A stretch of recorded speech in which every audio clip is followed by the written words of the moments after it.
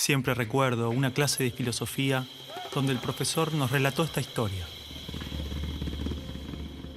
En una caverna se encontraban un grupo de hombres, prisioneros de nacimiento, encadenados de forma tal que solo podían mirar hacia el fondo de la cueva.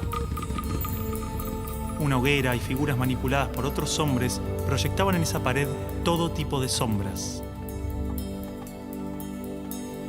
Para los prisioneros, las sombras eran la única referencia del mundo exterior.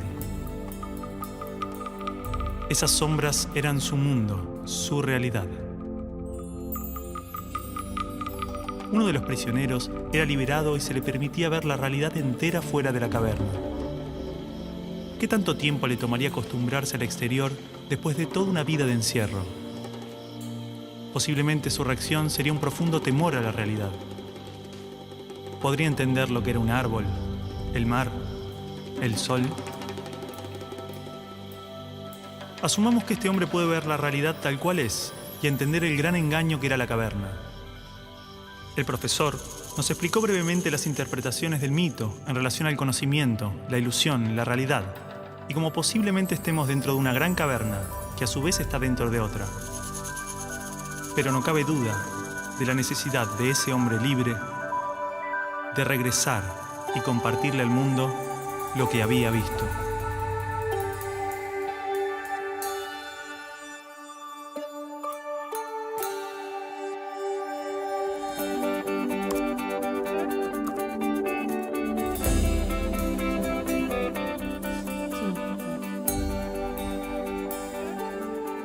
Bueno, y es así como en su 11ª tesis, él llega a la idea de que el filósofo no solo tiene que entender la realidad, sino que tiene que llegar a transformarla.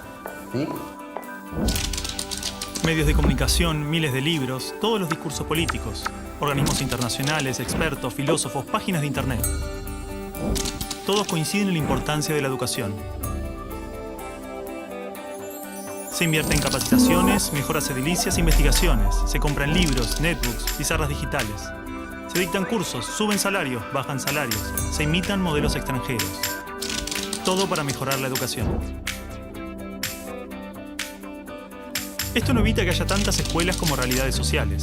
Escuelas marginales, para pobres, escuelas depósito. Escuelas para obreros, profesionales, escuelas de clase media. Escuelas públicas y privadas. Escuelas para ricos, escuelas de la élite. Gran parte pretende incluir y contener a la mayor cantidad de estudiantes. Muchas otras se concentran en formar trabajadores de diferentes jerarquías. Y solo unas pocas se dedican a los supuestos resultados de excelencia. Más allá de sus diferencias, todas trabajan y aspiran a un ideal de escuela común. ¿Hasta qué punto esta escuela ideal nos ayuda a desarrollarnos individual y colectivamente? ¿Realmente este paradigma educativo busca que las personas tengan una buena calidad de vida y trabajen para la mejora de su comunidad? ¿Hay otro tipo de escuela que lo logre? ¿Hay alguna educación pensada con estos ideales? Esto nos llevó a abrir las puertas de un mundo oculto para muchos de nosotros. Esta película es parte de un proceso que posiblemente no tenga fin, una pregunta que seguramente no tenga respuesta, una búsqueda sobre cuál es la naturaleza del aprendizaje y la educación, qué errores cometimos y principalmente qué ideas nos sirven para seguir buscando, seguir aprendiendo.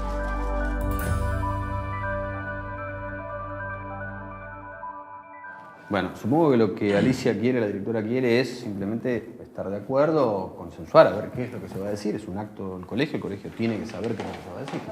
Claro, bueno, media igual. Javier, ¿en qué quedaron?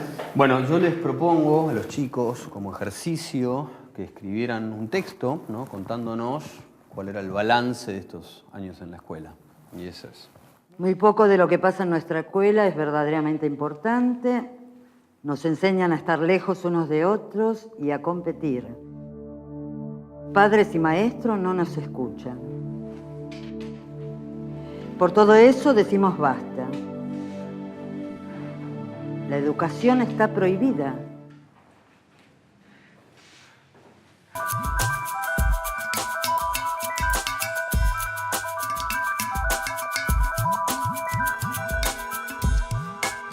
Y el estudiante no aprende después de 12 años a leer comprensivamente, no aprende las operaciones matemáticas, no aprende, en fin, aprende muy poquito.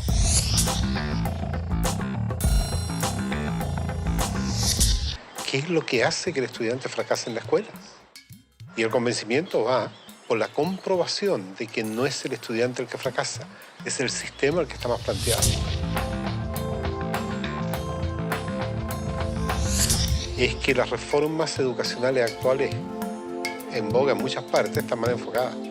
Son un arreglo cosmético de lo que nosotros pensamos que debemos mejorar en la escuela. El problema está en el modo como concebimos paradigmáticamente a la escuela. Es un problema de concepción básica.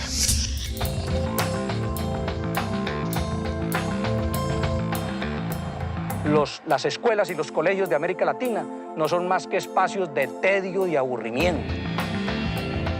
Y yo siempre los invito a que pasemos por los colegios para que miremos una caricatura que hay que romper. Y es el maestro en un tablero dictando clases en pleno siglo XXI. Eso no tiene sentido. Una materia estática, una materia que no tiene movimiento, una materia que dice solamente palabras. Yo soy el adulto, yo soy el que les va a dar a ustedes esta información. Esto lo tiene que saber así como está, porque es así. Ustedes son los niños a callar y obedecer. ¡Silencio! ¡Cállese! ¡Que usted nunca sabe nada! No buscan, por así decir, otro desarrollo que el desarrollo curricular. Están muy centrados en los propios contenidos. Quien no aprende a leer y escribir y calcular, entonces no está educado. No, porque solamente focaliza el trabajo en algunas capacidades, en algunas áreas.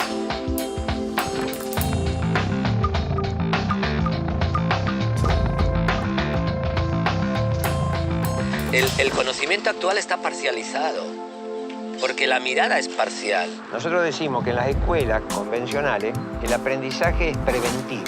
Señor, ¿para qué sirve esto? Y la maestra le dice, algún día lo podés necesitar. Pero estos conocimientos hemos visto de que no duran ni prevalecen durante mucho tiempo. Hoy en día los paradigmas están cambiando muy rápido. El conocimiento está cambiando permanentemente. Entonces, lo que ha pasado es que los sistemas educativos no han cambiado tan rápidamente como el resto de la sociedad. Ahí es donde está el problema de fondo. En las escuelas normales y en las facultades de educación nos dijeron que un objetivo es aquello que es medible, cuantificable y observable. Entonces empezamos a buscar la regla que nos permita medir los objetivos. Y eso se llamaron calificaciones, ya sea una A, una carita feliz, una carita triste. Pero la lógica siempre va a ser la misma. ¿Comparar qué? Comparar el sujeto, sus aprendizajes, frente a una escala estandarizada que mide qué, si cada sujeto es único, singular e irrepetible. Busca que un número defina incluso la calidad de persona que eres.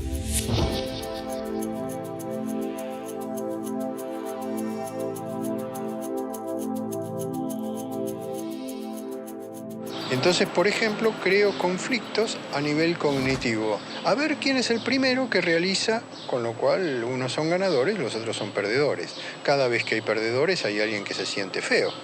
Era obvio. Se estimula mucho a los chicos a competir entre ellos. Los mejores alumnos tienen reconocimientos, tienen premios. Aquellos niños que no les van bien en los exámenes, se les llama la atención. En muchos casos ni siquiera son tenidos en cuenta. Todo el mundo habla de paz, pero nadie educa para la paz. La gente educa para la competencia y la competencia es el principio de cualquier guerra. En teoría, todas las leyes de educación nos hablan de objetivos de desarrollo humano profundos, valores humanos, cooperación, comunidad, solidaridad, igualdad, libertad, paz, felicidad, y se llenan de palabras hermosas. La realidad es que la estructura básica del sistema promueve justamente los valores opuestos. La competencia, el individualismo, la discriminación, el condicionamiento, la violencia emocional, el materialismo. Cualquier idea que se promueve desde el discurso es incoherente con lo que la estructura sostiene. A ver, a pesar de que la escuela teoriza y discute sobre principios y valores, los discute como contenidos. Si yo vengo de un paradigma fragmentado, donde a mí lo que me interesa es enseñar historia, yo voy a ver cuánto de historia sabe este sujeto después de que yo le hablé de historia y le hice leer un libro de historia. Y para mí ese sujeto terminó. No tiene más nada que ver conmigo. Si ese sujeto sufre o no, viene de buena familia o no, tiene plata o no. Es decir, para el maestro tradicional, lo más fácil es seguir haciendo lo que ha hecho durante muchos años. ¿Usted quiere ser un mediocre toda su vida? O lo que ha aprendido por tradición. Usted ya no es más un nenito de segundo grado. Entonces, el enseñar se convierte simplemente en un proceso de reproducción simbólica. No quiero que huele una mosca.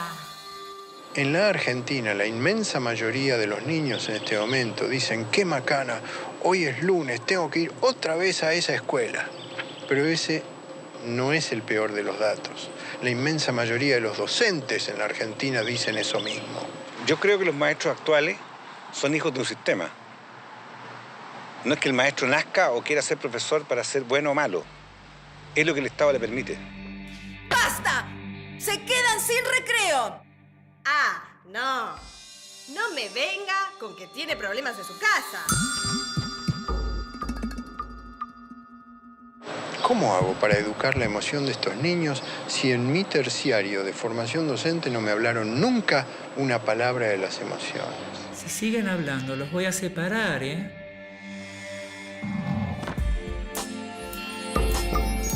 No quiero que vaya a la escuela a perder el tiempo. No quiero que vaya a pasar un mal momento. Es decir, en estos momentos un niño de 8 años pasa en la escuela más horas que un universitario en la universidad. No tiene sentido ninguno, no hay tantos conocimientos que aprender en la escuela. La escuela, entonces, no es ni siquiera el lugar de formación. Es la gran guardería, o como lo llamo yo, un gran parqueadero de niños. Pienso que son cárceles, ¿no? O sea, pienso que es horror pensar que hay que encerrar a los niños y que hay que tener guardias ahí custodiándolos para que no se escapen. Y entonces cada vez se encierra más. Cada vez le hacemos muros más altos. Los muros pueden ser de ladrillo o de árboles, pero igual son muros que aíslan, que separan. Quiero que la escuela sea para él un espacio de crecimiento personal y no un lugar en donde se lo adiestre para una futura escuela secundaria y luego para una universidad y luego para el trabajo. ¿Y luego para qué? ¿No? Pero es mucho más fácil decir, ahora se callan, ahora abran el cuaderno, ahora agarren el lápiz rojo, lo cual es un adiestramiento canino. Eso no es educación.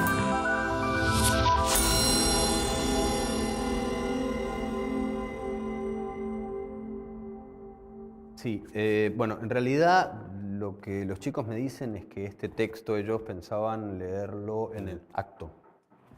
Es un boceto nada más. No es un boceto, ¿no? Así como está lo vamos a leer. No, Martín.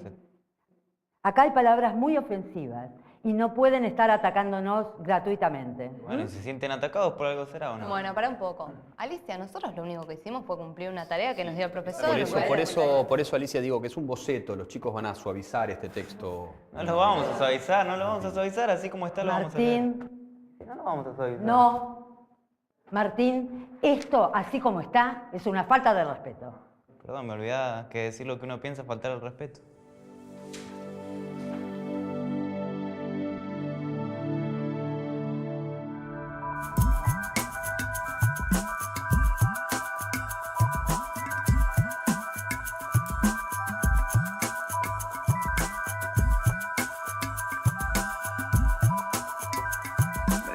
Esto casi no se sabe, pero la educación pública, gratuita y obligatoria fue inventada en algún momento de la historia. Antes no existía. La educación en la antigüedad distaba mucho de lo que hoy entendemos por educación. En Atenas clásica, por ejemplo, no había escuelas. Las primeras academias de Platón eran espacios de reflexión, conversación y experimentación libre. La instrucción obligatoria era cosa de esclavos. Por otro lado, la educación en Esparta era más parecida a una instrucción militar. el Estado se deshacía de quienes no alcanzaban los niveles esperados. Había clases obligatorias, fuertes castigos y modelamiento de la conducta a través del dolor y el sufrimiento. Antiguamente la educación estaba en manos de la Iglesia Católica, por lo menos en el mundo cristiano occidental. Y fue recién en el siglo XVIII, en una época de la historia que se llama despotismo ilustrado, seguramente lo escucharon en el colegio, en donde se creó el concepto de educación pública, gratuita y obligatoria. La escuela como la conocemos nace a fines del siglo XVIII y principios del siglo XIX en Prusia. Con el fin de evitar las revoluciones que sucedían en Francia, los monarcas incluyeron algunos principios de la Ilustración para satisfacer al pueblo, pero manteniendo el régimen absolutista. La escuela prusiana se basaba en una fuerte división de clases y castas. Su estructura, heredera del modelo espartano, fomentaba la disciplina, la obediencia y el régimen autoritario. ¿Qué buscaban estos déspotas ilustrados? Un pueblo dócil, obediente, y que se pudiera preparar para las guerras que hubieron en esa época entre todas las naciones que estaban naciendo. Por ejemplo, Catalina la Grande de Rusia llamó a los enciclopedistas franceses a preparar esto mismo. Diderot, uno de los más famosos, estuvo allí para armar este paquete, ¿sí?, formador, no de ciudadanos, sino que de obedientes súbditos de estos estados. Las noticias del exitoso modelo educativo viajaron rápido, y en pocos años, educadores de América y Europa visitaban Prusia para capacitarse. Con el paso del tiempo, el modelo se expandió a nivel internacional. Muchos países importaron la escuela moderna con el discurso del acceso a la educación para todos, elevando la bandera de la igualdad, cuando justamente la esencia misma del sistema provenía del despotismo, buscando perpetuar los modelos elitistas y la división de clases. Ese es el origen de la educación pública.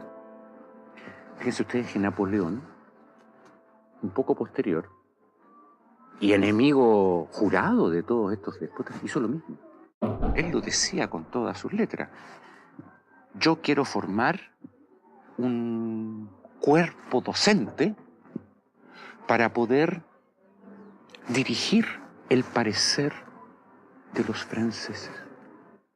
¿Se entiende? Él lo tiene claro.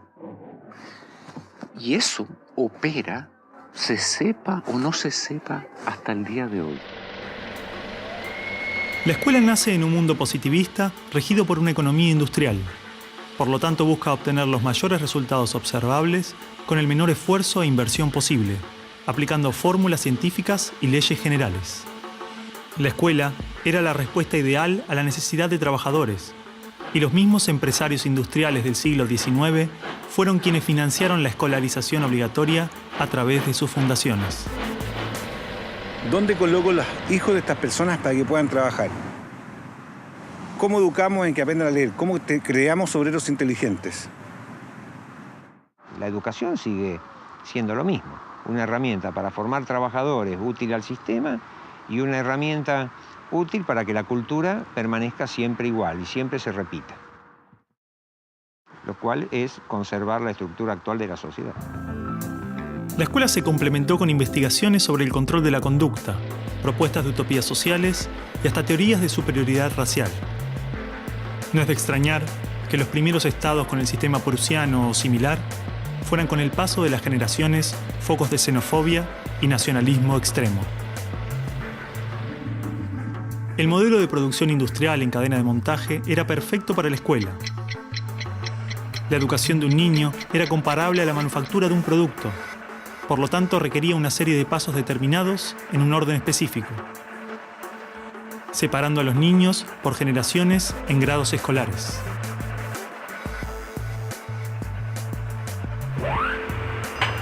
Y en cada una de estas etapas trabajaría sobre determinados elementos, contenidos que asegurarían el éxito, pensados minuciosamente por un experto. Digamos que el maestro es la figura que es la encargada de enseñar una serie de contenidos que tocan, porque alguien ha determinado así, en una edad determinada. Pero la educación no la preparan los biólogos. Y curiosamente muchas veces tampoco son educadores los que la preparan. son administrativos. Son gente que no hace clases. En esta cadena, una persona estaría a cargo de una pequeña parte del proceso, insuficiente como para conocer el mecanismo en su totalidad, ni a las personas en profundidad. Un docente por año, por materia, cada 30 o 40 alumnos, llegando al punto de que el proceso termine siendo meramente mecánico. La educación, como la estamos viendo hoy, es administrativa. Hay alumnos que llegan, profesores que hacen clase, alumnos que se van, profesores que se van y al día siguiente se repite el ciclo. Un profesor estatal es un funcionario en que la autoridad le dice usted tiene que enseñar esto y de esta forma. Porque hay que repetírselo a demasiados niños con un profesor de demasiadas horas de clase y con pocas horas de atención de alumnos en forma privada. Entonces va a dirigir siempre a un grupo colectivo. Porque evidentemente si tengo 30 niños, no puedo pretender que todos los 30 niños quieran hacer lo mismo al mismo tiempo. Este sistema de cadena de montaje, que nace con el taylorismo, fue aplicado tanto en la industria, la escuela y el ejército de diferentes países y culturas de Occidente.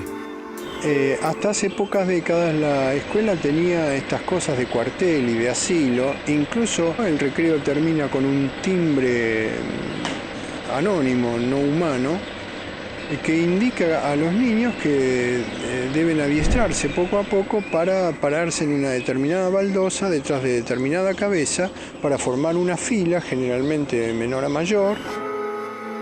Durante los últimos siglos, hemos construido nuestras escuelas a imagen y semejanza de las prisiones y las fábricas, priorizando el cumplimiento de las reglas, el control social. La escuela se pensó como una fábrica de ciudadanos obedientes, consumistas y eficaces, donde poco a poco las personas se convierten en números, calificaciones y estadísticas. Las exigencias y presiones del sistema terminan deshumanizándonos a todos, porque van más allá de los maestros, directivos o inspectores escolares. Están considerados grupos homogéneos, con contenidos homogéneos que tienen que obtener resultados parejos. Que todos tenemos que saber lo mismo. A pesar de que los adultos no sabemos todo lo mismo, a pesar de que no nos dedicamos todo a lo mismo, en las escuelas todos tienen que querer hacer lo mismo y hacerlo igualmente bien. Entonces la escuela tiene poca capacidad de responder a las necesidades individuales, porque la escuela instruye. Es un centro de instrucción y es lo que hace.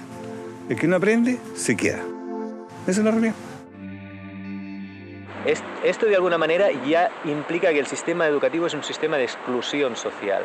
Selecciona el tipo de personas que estarán llegando a la universidad para llegar a formar parte de una serie de élite que domina pues, las empresas que dominan los sistemas de producción, económico, de comunicación, etc. Y otro tipo de personas para las cuales la escuela no es suficientemente adecuada, que están destinadas a otro tipo de trabajo más precario porque no dispondrán de los títulos para hacer esto.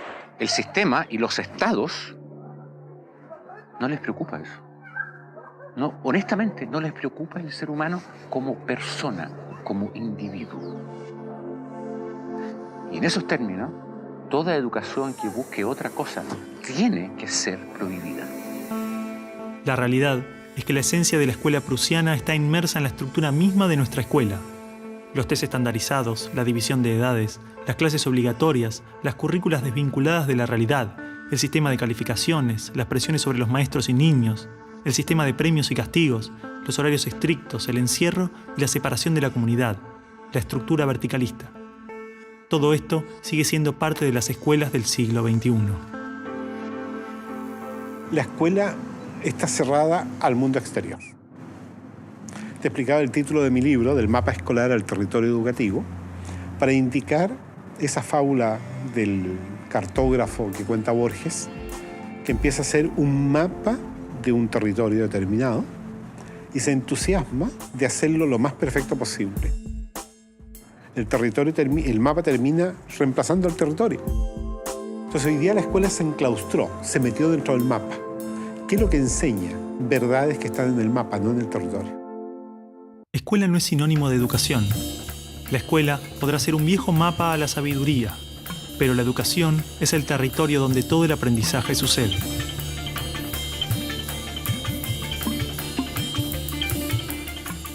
¿Qué es una buena educación? Lograr que la mayor cantidad de niños atraviesen los estándares de calidad, que obtengan herramientas y conocimientos que no les interesan para superar barreras que otros les imponen. ¿No era el objetivo de la educación lograr una buena calidad de vida? Olvidemos por un momento todo lo que sabemos sobre educación, toda nuestra forma de entender la escuela, todo lo que nos han dicho que debemos aprender en la vida y lo que debemos enseñarle a nuestros hijos. Empezar a ver cada cosa, a revisarla como si nunca la hubiéramos visto. O sea, cada acción, cada actitud, cada costumbre. Si no estuviéramos haciendo las cosas como las estamos haciendo porque siempre las hicimos así, ¿cómo las haríamos hoy? ¿No? Es como sacudirse la cabeza y decir, bueno, empezamos de nuevo.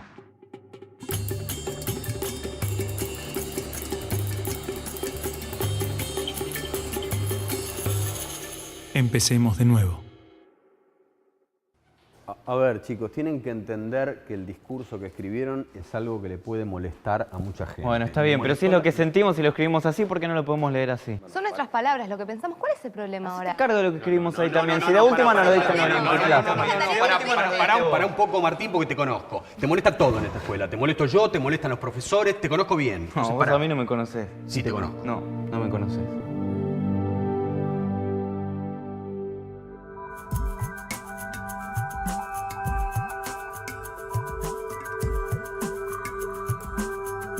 Nosotros no queremos enseñadores, queremos educadores. Eso es fácil. Lo que es difícil es ayudar a producir el normal desarrollo de una persona. Si yo quiero hacer eso, lo primero que tengo que conocer es al ser humano intrínseco. ¿Qué potencialidades trae? ¿A qué edades trae qué potencialidades? Pero no sigue al niño, no está observando al niño. No conoce realmente al niño, a cada uno particularmente, sino que conoce mucho la teoría. Entonces es como que un adulto que sabe lo que debe hacer el niño, pero está ciego un poquito hacia la realidad. O sea, el centro de esta educación es el niño. Entonces sí está pensada desde cuáles son sus necesidades, no desde cuáles son las necesidades nuestras como adultos.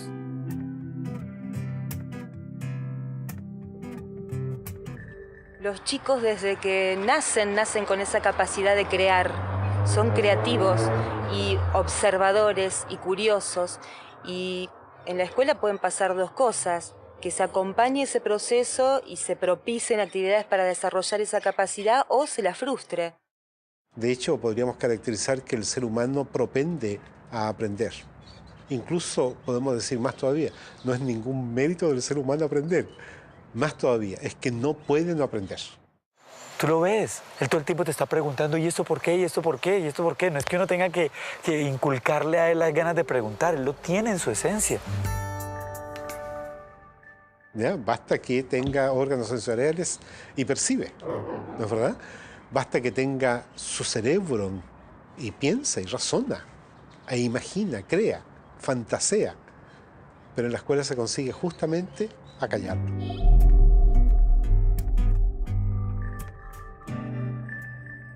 De esta manera, si te fijas, cada vez, a medida que van creciendo los niños, van perdiendo su curiosidad y sus ganas de aprender. Un niño de 12 años difícilmente cuando sale de la escuela toma un libro. Son los mínimos los que hacen estos.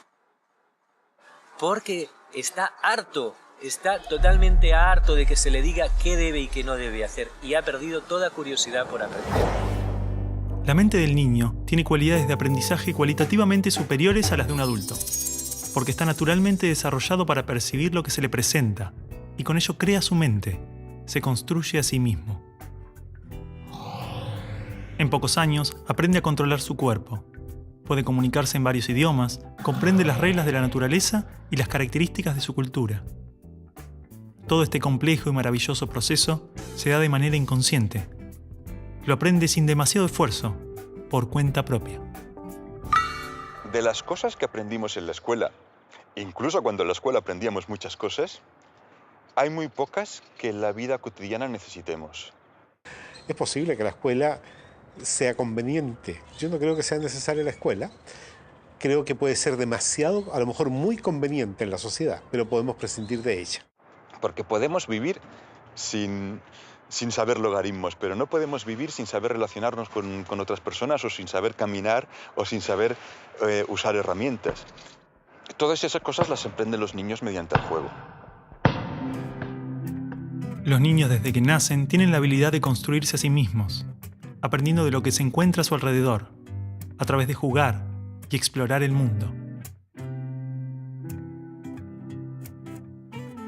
Los niños absorben cultura, los niños vienen a tomar la cultura de los padres y eso se ve incluso en el lenguaje.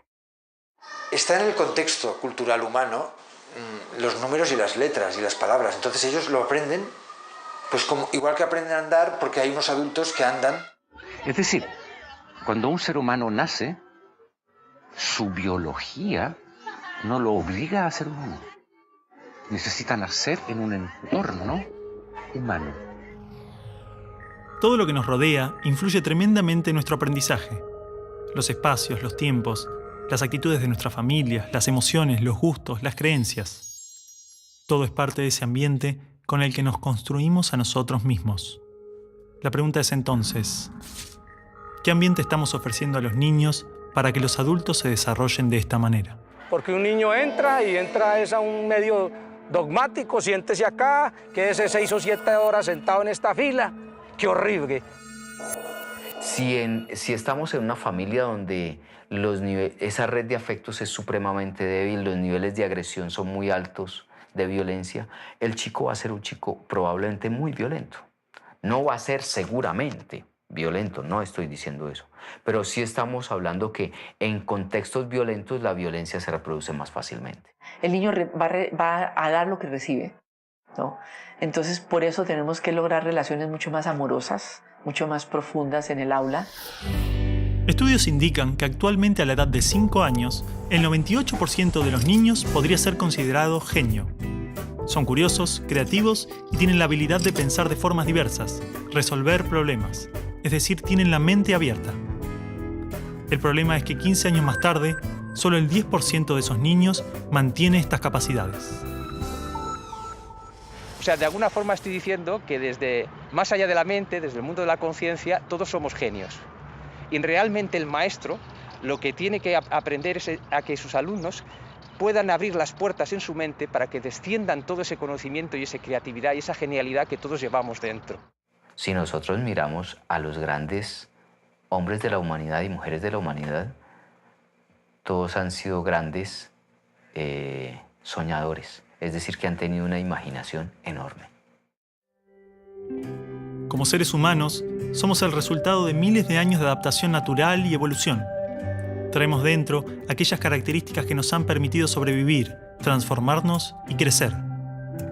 Desde las ganas de comer cuando tenemos hambre, hasta la curiosidad interna del niño de explorar el mundo. Este potencial está esperando que le permitamos manifestarse. En los niños lo vemos en el juego espontáneo. En los adolescentes de hoy, a través de la rebeldía y la necesidad de transformar la realidad. ¿Por qué insistimos en matar su espontaneidad y castigar su rebeldía, cuando son estas las características que manifiestan sus necesidades humanas internas buscando desarrollarse? El niño tiene un maestro interior, sobre todo en las primeras edades, que le impulsa al aprendizaje, que le impulsa al descubrimiento, que le impulsa al movimiento, que le impulsa a participar, a trabajar, a repetir comportamientos, que le impulsa a decidir cuándo quiere dejar de repetir algo porque lo tiene superado. Observando cómo actúan los niños, descubrimos que usan todos los criterios de un investigador connotado, exactamente los mismos. Por supuesto que hay distintos niveles de complejidad, ¿no es cierto? Pero no hay niño que no sea sistemático en la observación. No hay niñita pequeña que esté observando que no genere experimentos. ¿Cómo podemos hacer para que sean más creativos? Ellos ya lo son. Lo único que tenemos que hacer es ofrecerles las posibilidades para que la puedan expresar de diferentes maneras. Si siguen haciéndolo, mañana van a ser científicos, mañana van a ser artistas. Hay que dejarlos.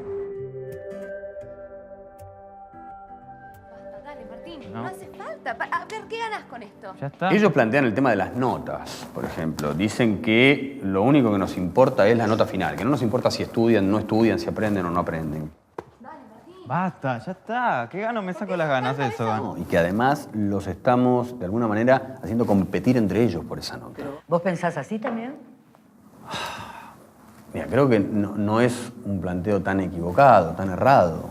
Evidentemente, algo de la estructura de la escuela no les hace bien. Mira, Javier, yo creo que lo que les hace mal a los chicos es la sociedad. Y con la sociedad que tenemos, lo mejor que le puede pasar es venir a la escuela, ¿no te parece? Está bien, pero digo, esto es bastante fuerte. No, ya sé, pero... Acá está todo lo que aprendí en 5 años de colegio.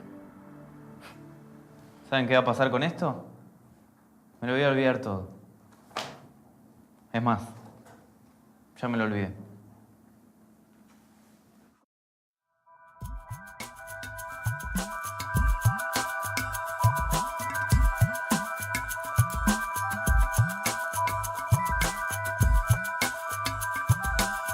Entonces la educación nace así, en colocar más información porque creemos que esa información es necesaria. La pregunta que yo hago es, ¿cuánto nos acordamos nosotros de lo que nos enseñaron en la enseñanza básica, por ejemplo? ¿Cuánto nos acordamos de los contenidos enseñados en la enseñanza media? Es que la manera en que usted lo introduce no motiva a nadie. Y el estudiante cree que lo único que tiene que hacer es repetir, repetir, repetir, hasta que eso se le meta en la cabeza. Repitan. A ver. Actinio, AC, 3, metal. Actinio, AC, 3, metal. A ver. Cuando yo repito,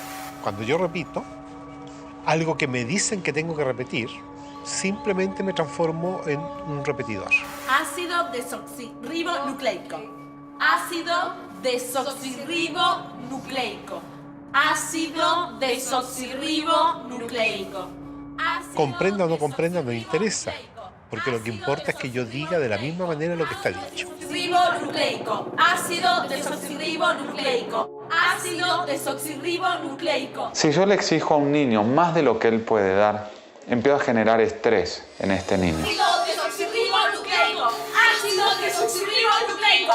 Ácido desoxirribonucleico. Ácido desoxirribonucleico. Ácido desoxirribonucleico. Aprender se convierte en un proceso fastidioso, en un proceso difícil y dejo de aprender. Todo lo que tú puedas aprender en el colegio, en el día a día, pasa a segundo plano si no es parte de tu decisión, si no es parte de tu opción. Son conocimientos fríos, son palabras que pueden irse con el tiempo.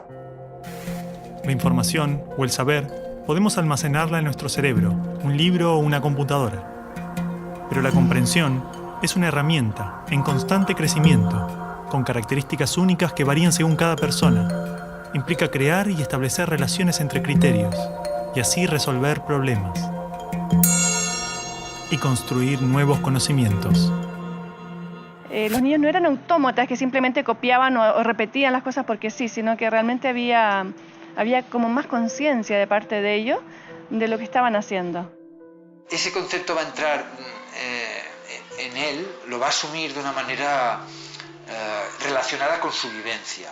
Si no se disfruta del aprendizaje, no hay auténtico aprendizaje. Y sobre todo, la genialidad que cada alumno lleva dentro no puede descender y no puede enriquecer al resto de la clase ni al propio maestro.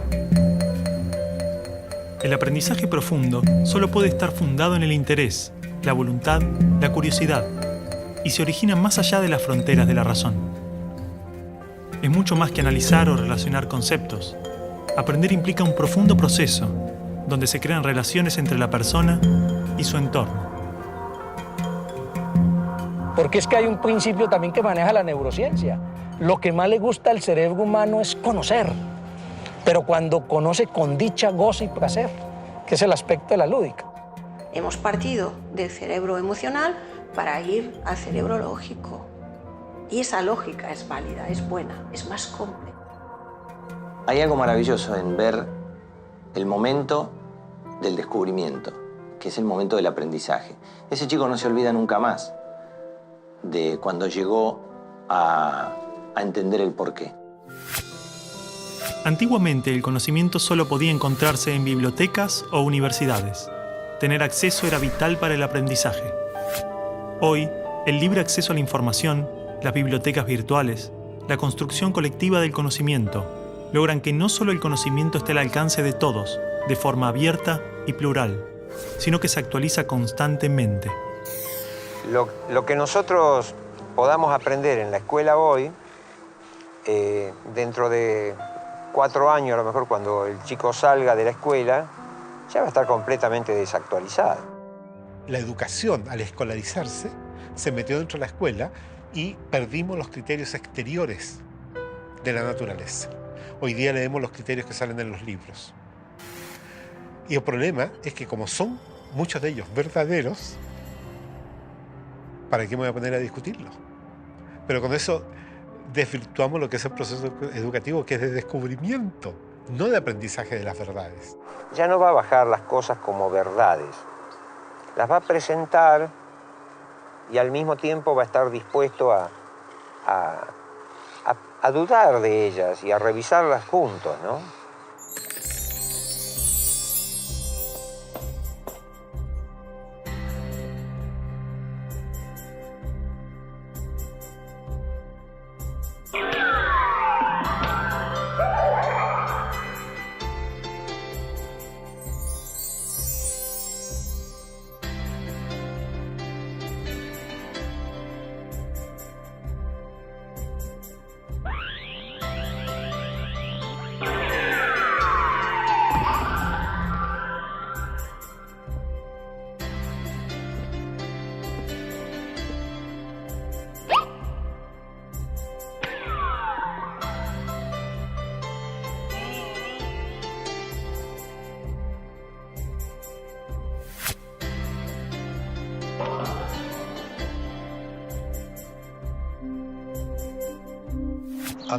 A todo nivel, el ser humano siempre aprende lo que hace.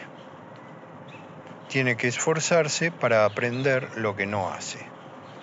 Primero fue la acción y luego viene lo cognitivo, ¿sí? Y a veces nosotros miramos lo motriz como algo peyorativo y resulta que la motricidad está muy ligada a la parte cognitiva. Es decir, el juego es un reto a lo desconocido, un reto a lo que puede suceder.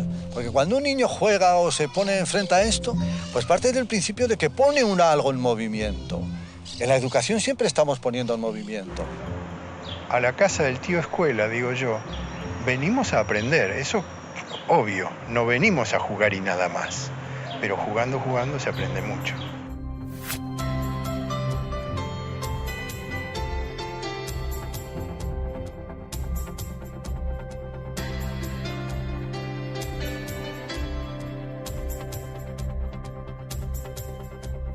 Estudiamos a través de salir a la naturaleza, buscar las cosas, explorar, encontrar, vivenciar.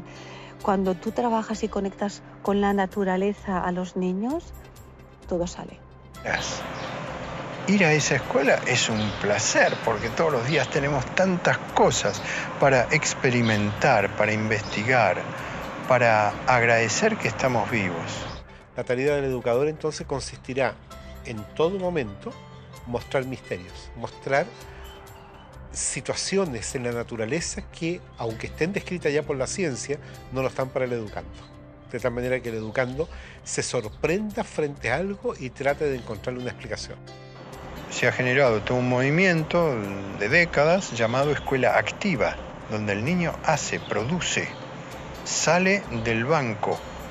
Pero esto no es nuevo, esto lo escribió Piaget en los años 50.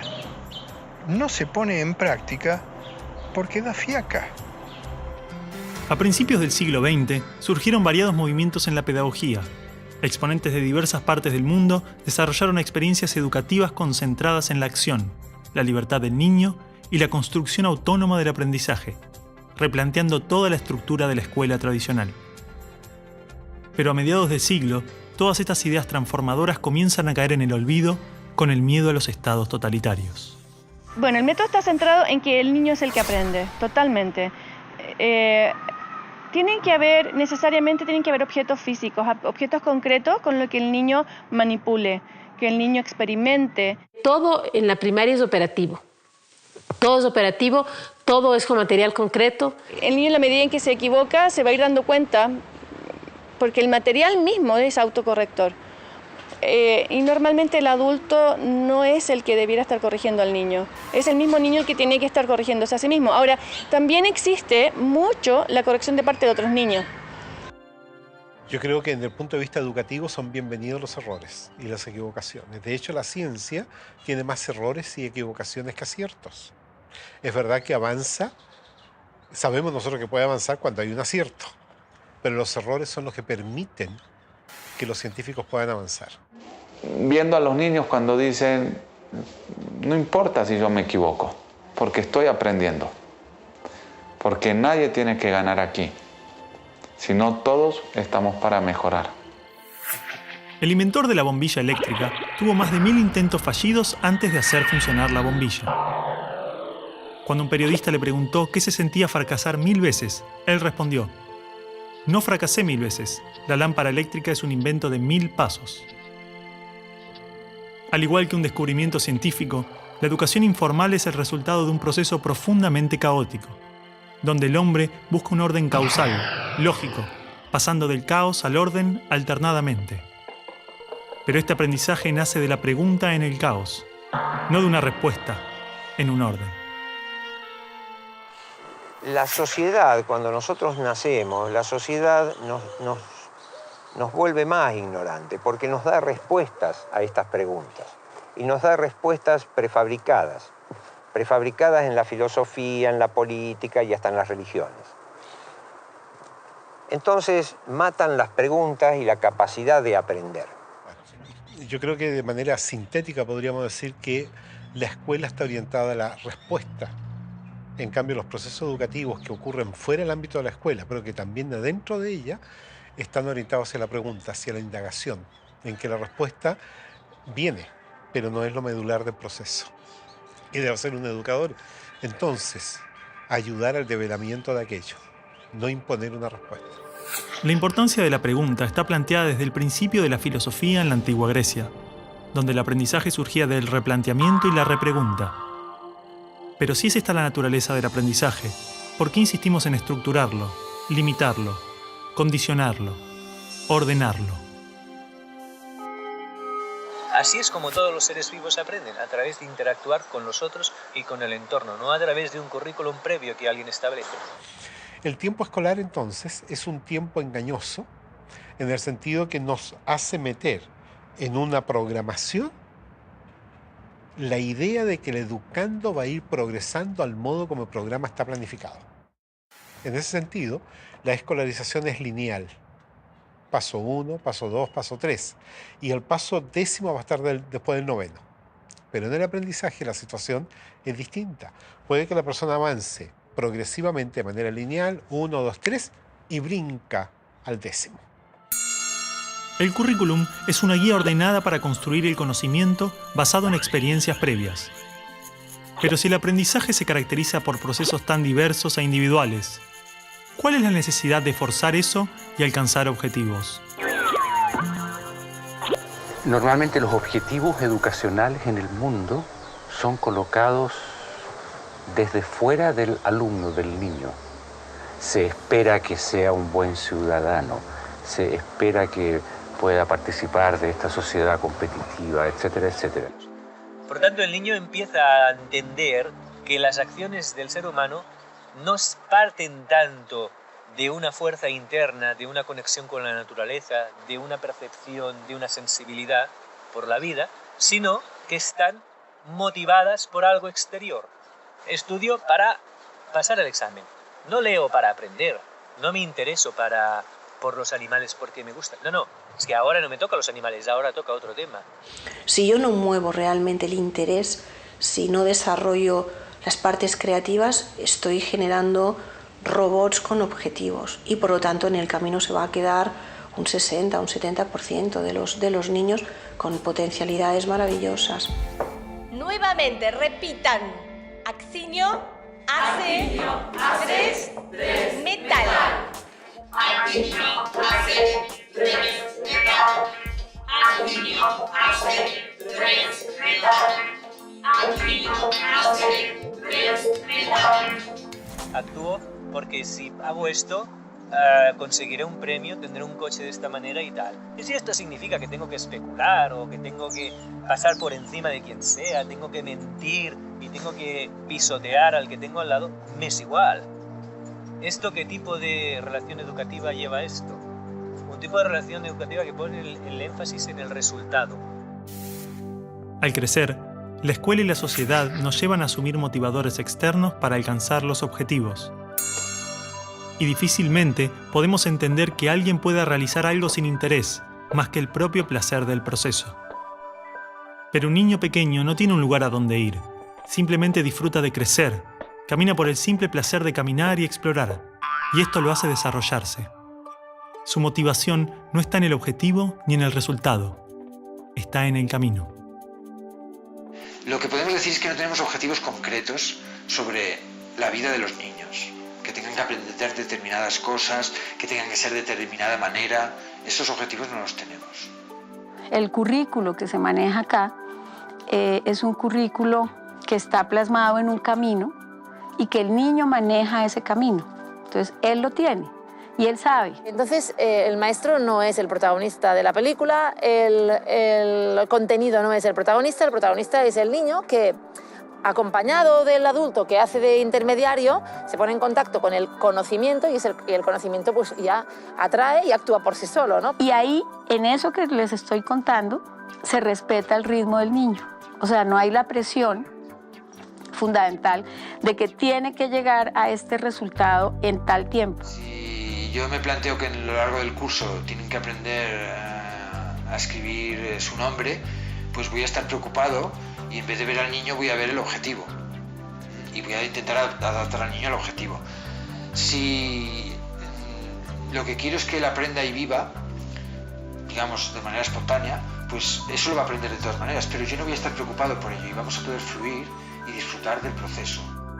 Finalmente los chicos no solamente la pasaron mejor, es decir, dentro de 20 años tendrán un mejor recuerdo de su escuela, que ya es muchísimo, sino que además tienen rendimientos mejores con resultados a largo plazo mejores.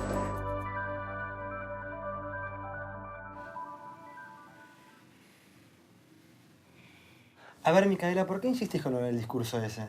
Porque quise expresarme, poner lo que pienso, lo que siento. Mi amor, todos queremos hacer lo que sentimos. Y muchas veces nos toca hacer cosas que no nos gustan. No, discúlpame, pero yo no opino igual que vos. Bueno, yo te entiendo. Escúchame, Micaela, ¿no querés recibirte, tener un título, una profesión, ser alguien en la vida? Pero yo ya soy alguien en la vida.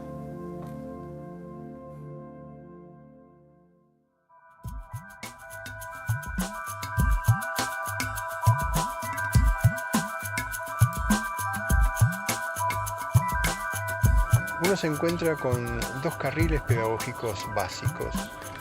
Uno que es debo adaptar el niño a la cultura y otro que es debo adaptar la cultura al niño.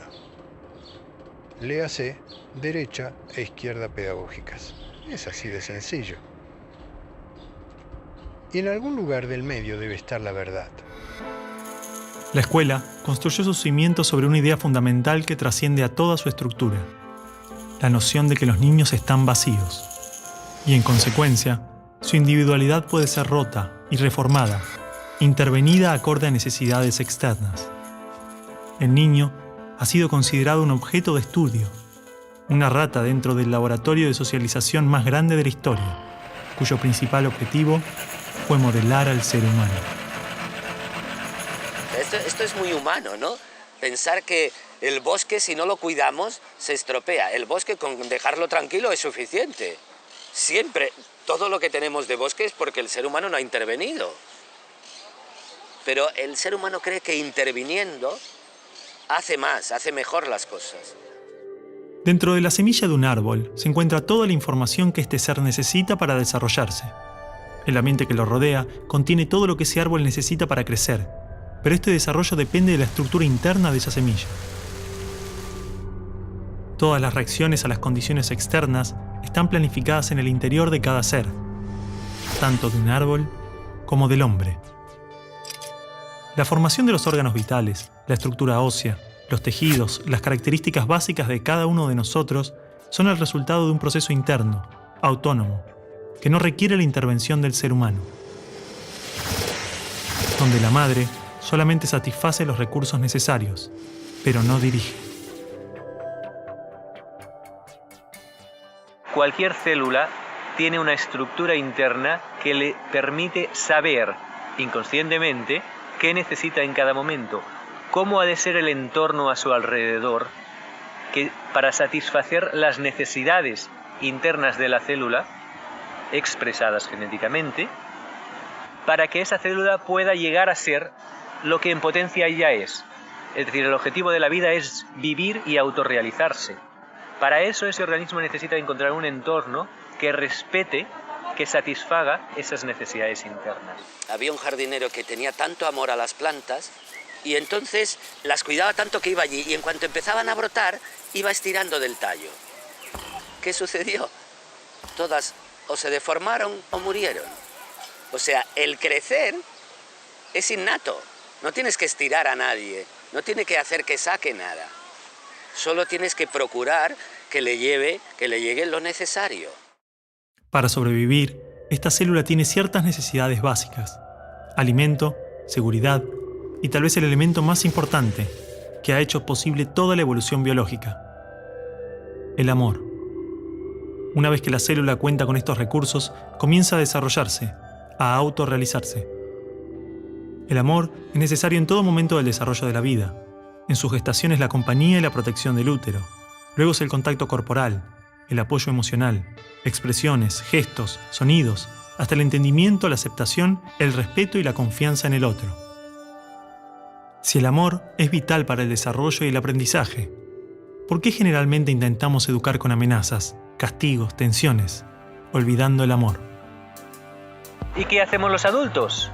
Tenemos que conseguir que haga lo que nosotros queremos.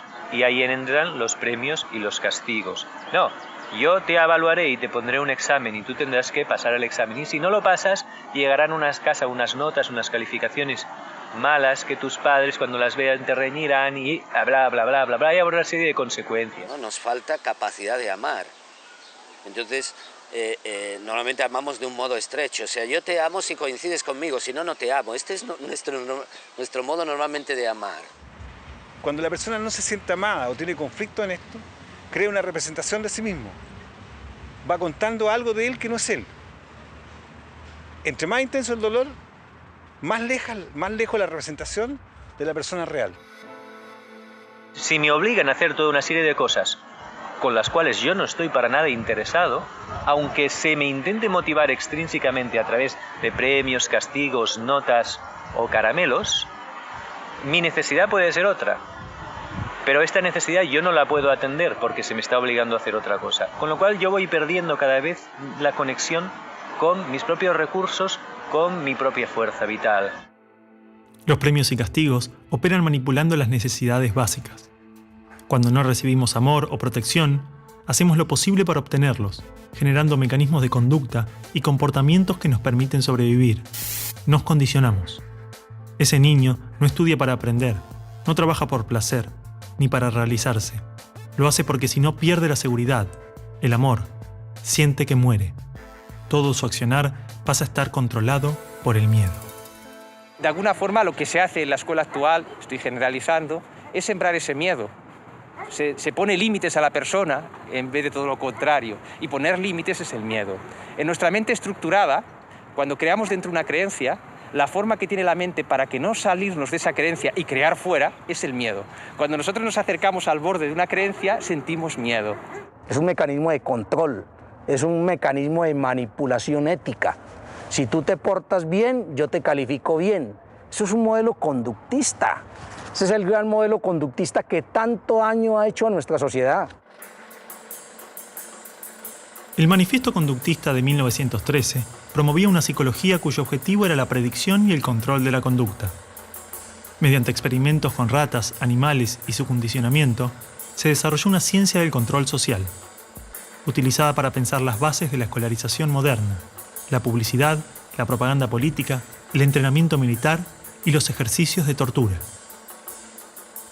La manipulación de masas a través del miedo. todo lo que vemos actualmente en nuestro mundo, todo tiene como bases el miedo.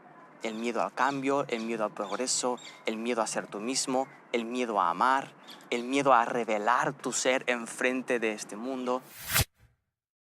Entonces estamos creando una sociedad en que la gente trabaja en cosas que no le gustan por conseguir dinero, por conseguir posición. O sea, es la sociedad del autoengaño. Tengo un diploma de, tengo un título de, Y el tener es lo que nos separa realmente de nuestra identidad, es lo que nos vuelve a llevar al miedo. Tengo que aparentar que soy. Los chicos que han estado y que han salido de este tipo de escuelas nos comentan muy alegres que ellos no sienten esa presión, porque han descubierto a lo largo de su infancia y de su adolescencia que las cosas las hacen por un placer personal, por un gusto personal, por una meta personal. O sea, lo importante es estas ganas de vivir. Sin estas ganas de vivir, la vida no vale la pena, ¿no? Entonces los niños nos muestran estas ganas de vivir que como adultos hemos perdido. Así que las primeras preguntas tendrían que ser, ¿estoy cuidando las ganas de vivir de este niño o no? Es decir, cuando el niño está bien cuidado, y bien cuidado significa respetado en sus procesos vitales, acompañado por adultos disponibles, con una serie de límites que le ayudan a fortalecerse, cuando el niño está bien cuidado, el niño tiene ganas de construir cosas con los otros desde el amor.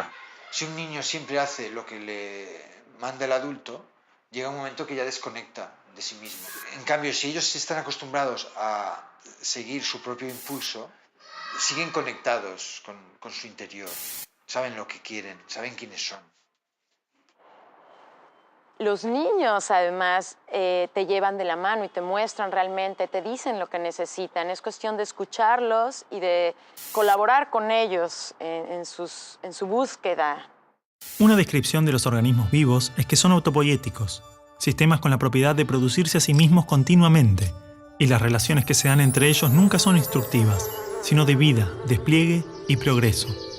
Es decir, en la naturaleza no hay órdenes externas, simplemente organismos conscientes conectados, pero en pleno desarrollo autónomo, en un aparente caos. Digamos que el estímulo no es necesario. No tenemos que motivar a los niños para nada. Si ellos quieren hacer algo, lo hacen. Y si no, pues no lo hacen. Pero no hay que motivarles para que hagan algo que les va a ir bien. Porque ellos saben si les va a ir bien o no. Y que ellos puedan ir escogiendo y posicionándose de forma instintiva en aquello que realmente les va llamando la atención, les va estimulando, que descubran realmente el don que tiene cada uno de ellos. Se convierte en tu propia responsabilidad en vez de la responsabilidad de un sistema. O sea, quien yo quiera ser es mi propia responsabilidad, ¿no? Y el niño toma conciencia de esto desde pequeñito. La célula genera una membrana que la separa del entorno exterior. Esta membrana es semipermeable, es decir, permite que ingrese lo que necesita del entorno cuando lo necesita. Solamente es necesario que los recursos estén disponibles en el exterior, pero sin forzar su ingreso al ser, sin violar su seguridad y bienestar. De esta manera, el organismo puede crearse a sí mismo, autorrealizarse. Así es como aprendemos de la cultura. El debate entre lo innato y lo adquirido no tiene una respuesta, porque ambas actúan en una compleja interacción que requiere amor y respeto. Por lo tanto, la creatividad es la manera como el organismo se expresa algo que ha construido a través del respeto a sus propias necesidades.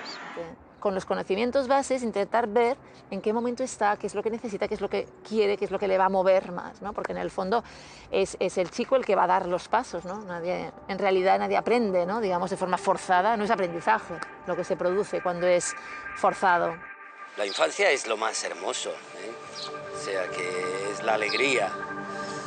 Y en ese sentido yo creo que cualquier educación es buena si cuida de la alegría y las ganas de vivir del niño. Bueno, chicos, la semana que viene es el final. Oh, ¿leyeron el libro? Era corto, era corto. Yo no lo leí, profe, ya se termina el año, basta. ¿Para qué me sirve todo eso? Yo quiero ser bailarina, no me sirve de nada todo eso. No, claro, no, si las bailarinas no estudian. A mí sí me va a servir, yo voy a estudiar marketing, así que me va a servir. A mí tampoco me sirve de nada. Profe, ¿por qué no tenemos que comer años estudiando cosas que después no nos sirven de nada? No, claro. Es como decíamos en la carta que escribí. Oh, y otra vez con el tema de la carta, chicos, basta, quieren politizar todo. Pero todos no están de acuerdo. A ver, y aparte vos, Martín, vos y vos, nena, a vos a ver, te ¿qué hablo. dice? Sí, ustedes dos, unos desagradecidos. Porque los profesores se esfuerzan para que les quede algo y a ustedes les da igual. Córtenla. Mariela, basta. Escuchame una cosa. A ver, cállense. A ver, Martín, explícame lo de la carta. Vos, Micaela, también. Hablaban en nombre de todos sus compañeros. Lo terrible que era.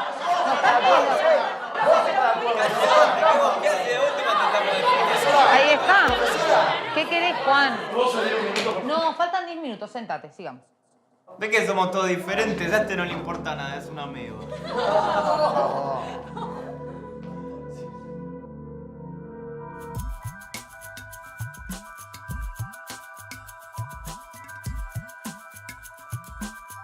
¿Por qué es necesario que los niños estén agrupados por edades? Porque hay un implícito detrás de esto. El implícito es que los niños de la misma edad tienen las mismas afinidades, tienen las mismas capacidades, son iguales. Claro, si tú a un niño pequeño le pones en un entorno para hacerle creer que él es igual que los demás y todos sus esfuerzos van a que él vea que es igual, el niño se va a sentir igual y va a tender a comportarse igual, a homogeneizarse. Este niño habla demasiado, tendría que ser más silencioso. Este niño habla poco, tendría que ser más hablador. Este niño juega poco, tendría que jugar más. Este niño es muy movido, tendría que estarse más quieto. Haga lo que haga, parece que esté mal, que tiene que acabar siendo el niño estándar que hace exactamente la mitad de todo. Somos iguales como individuos en tanto biológicamente somos una especie, pero social y culturalmente somos diferentes. Y eso no lo ha podido entender la escuela.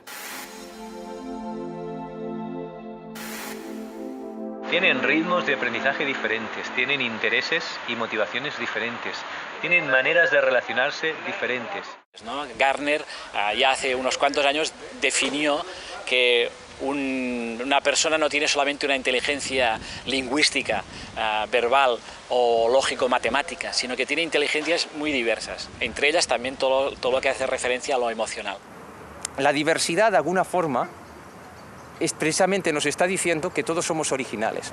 Somos originales como individuos y somos originales como culturas y como sociedad.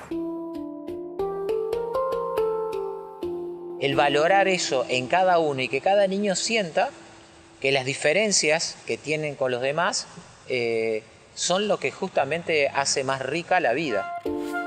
¿Cómo logramos que se valore esta diversidad si ni siquiera la entendemos como adultos? Que tengamos igualdad de derechos no necesariamente implica que debamos hacer lo mismo. Hoy en día, muchos niños con intereses y comportamientos diferentes a lo esperado son diagnosticados con condiciones psiquiátricas. ¿Qué nos asegura que no estamos confundiendo la diversidad en los niños con enfermedades?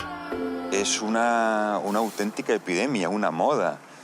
En algunas zonas ya hay como un 10% de niños en las escuelas tomando psicofármacos para su supuesta hiperactividad. La hiperactividad no está demostrada que neurológicamente exista ni que sea siquiera una enfermedad, porque cumples unos